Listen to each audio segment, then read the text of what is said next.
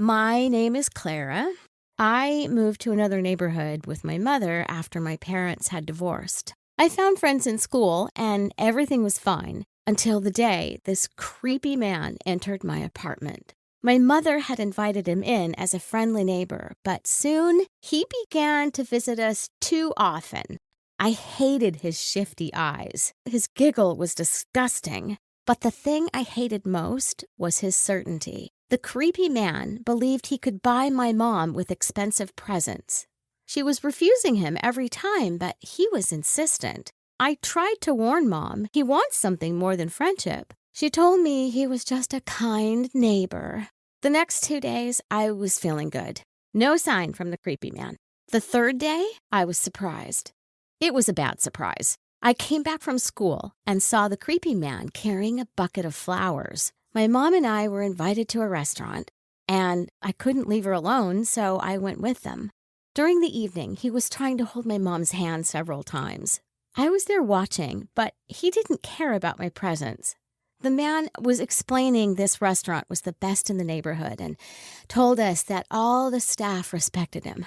I was disgusted by his arrogance. My mom went to the restroom. I looked him straight in the eye. "My mother is not for sale," I said. "Go and pretend to be a big shot somewhere else." His eyes changed. I saw the icy stare.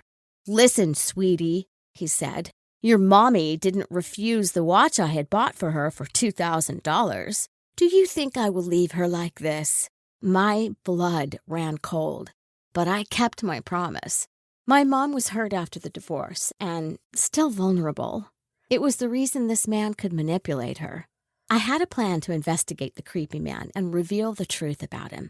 His intentions were not good. My concerns were confirmed. It was Saturday, and I was hanging around the neighborhood with the other girls. Suddenly, I saw the car of the creepy man. He came out and began a conversation with another person. My mom's admirer was standing face to face with the stranger who looked scared. He was just listening to whatever the creepy man was saying. The poor person was staring at the ground. Again, I saw the creepy man's ugly smile. He didn't see me and my friends. We were far enough away. I explained this man was my mother's chaser who was trying to buy her. My friends were terrified. They were born in Brooklyn and told me the creepy man was a loan shark and a member of an Italian crime family. I told my mom everything I had learned, and she was shocked. And then, in the evening, we heard footsteps. The bell rang, but we stood silent. The creepy man understood he wasn't invited and said he would take his reward for all the money he had spent. He punched the door. My mother told him she would return every single present, but the creepy man answered. His girls have to pay another price for his generosity. He broke down the door. I saw the sinister face, and at the same moment, we heard the sound of police sirens. I had called them 15 minutes prior. The policeman ordered the creepy man to put his hands up.